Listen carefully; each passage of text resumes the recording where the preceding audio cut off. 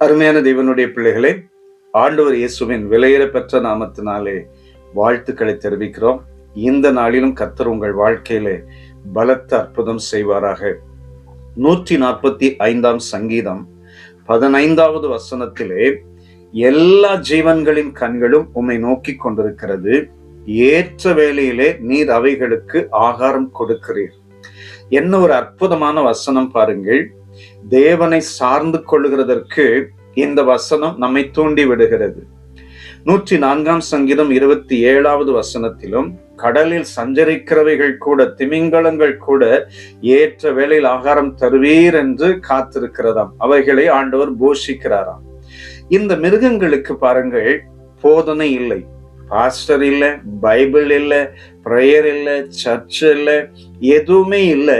ஆனாலும் தங்களை போஷிக்கிற தேவனை நோக்கி காத்திருக்கிறதாம். 147 சங்கீதத்தில் 9வது வசனத்திலும் கூட, அவர் மிருக ஜீவன்களுக்கும் கூப்பிடுகிற காக்கை குஞ்சுகளுக்கும் ஆகாரம் கொடுக்கிறார்.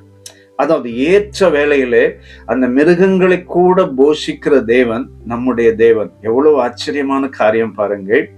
ஒவ்வொரு மிருகத்தினுடைய தேவைகளை போஷிக்கிற தேவன், அவரை நம்புகிற, அவரை சார்ந்திருக்கிற, அவரால் ரட்சிக்கப்பட்ட, அவரால் ஞானஸ்நானம் எடுக்கப்பட்ட, அபிஷேகம் பண்ணப்பட்ட தேவ பிள்ளைகளை கைவிடுவாரா? சில நேரத்துல மனித இருதயம் உலகத்தை சார்ந்து கொள்கிறது, அவன் நம்பிக்கைக்குள்ளாக, அவிசுவாசத்துக்குள்ளாக கடந்து போகிறது. சில சமயம் சோர்ந்து போகிறார்கள். என்றே சிலர் சொல்லுவாங்க, பாஸ்டர் ரொம்ப நாளா காத்திருக்கிறேன், ரொம்ப நாளா ஜெபிக்கிறேன், ஏன் எனக்கு மட்டும் இது நடக்க மாட்டேங்குது? ஏன் எனக்கு இது நடக்கிறது? ஏன் என்னுடைய வாழ்க்கையில ஒரு எதிர்காலம் ஒரு கேள்விக்குறியா இருக்கிறது? பல கேள்விகளை கேட்பாங்க. ஆனா இந்த மிருகங்கள் தங்களுடைய தேவைக்காக தேவனை நோக்கி பார்க்கிறதாம். இந்த காலை நேரத்துல இந்த வசனத்தின் மூலம் ஒரு கற்றுக்கொள்கிற ஒரு அருமையான காரியம், தேவனை சார்ந்து கொண்டால் ஏற்ற வேளையிலே தேவன் அற்புதம் செய்வார். ஏற்ற வேளையில் உங்களை உயர்த்தும்படிக்கு அவருடைய பலத்த கரத்துக்குள் அடங்கியிருங்கள் என்று சொன்னவர், நிச்சயமாய் சரியான நேரத்தில் நம்மை ஆண்டவர் ஆசீர்வதிப்பார். சரியான விதத்தில் ஆண்டவர் ஆசீர்வதிப்பார். சரியான முறையில் நம்முடைய தேவைகளை ஆண்டவர் சந்திப்பார். இந்த காலை நேரத்திலே நமக்குள்ள ஒரு விசுவாசத்தை தட்டி எழுப்பலாம். ஆண்டவர் இப்படி ஒரு பெரிய அற்புதத்தை செய்கிற தேவன் என் வாழ்க்கையில அற்புதம் செய்யாமல் இருப்பாரா? நான் ஏன் சோர்ந்து போக வேண்டும்? நான் ஏன் துவண்டு விழ வேண்டும்? நான் ஏன் பின்மாற்றத்துக்குள் போக வேண்டும்? நான் இன்னும் கர்த்தரோடு நெருங்க போகிறேன், இன்னும் ஆண்டவரை ஆராதிக்க போகிறேன், தேட போகிறேன். இப்படி நான் தேட ஆரம்பிக்கும் போது என்னுடைய தேவைகளை தேவன் சந்திப்பார்.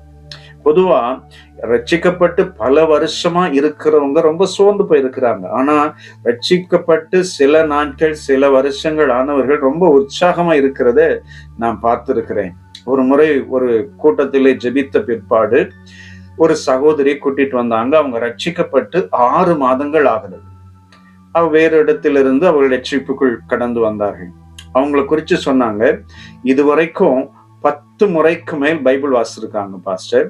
6-7 மாசம் தான் அது ரட்சிக்கப்பட்டு இடைவிடாமல் பைபிள் வாசிக்கிறாங்க. நேரம் கிடைக்கும் போதெல்லாம் பைபிள் வாசிக்கிறாங்க. ஒரு நாளைக்கு 8-9 மணி நேரங்கள் ஆண்டவருடைய சமூகத்திலே செலவழிக்கிறார்கள். எனக்கு ஆச்சரியமா இருந்தது.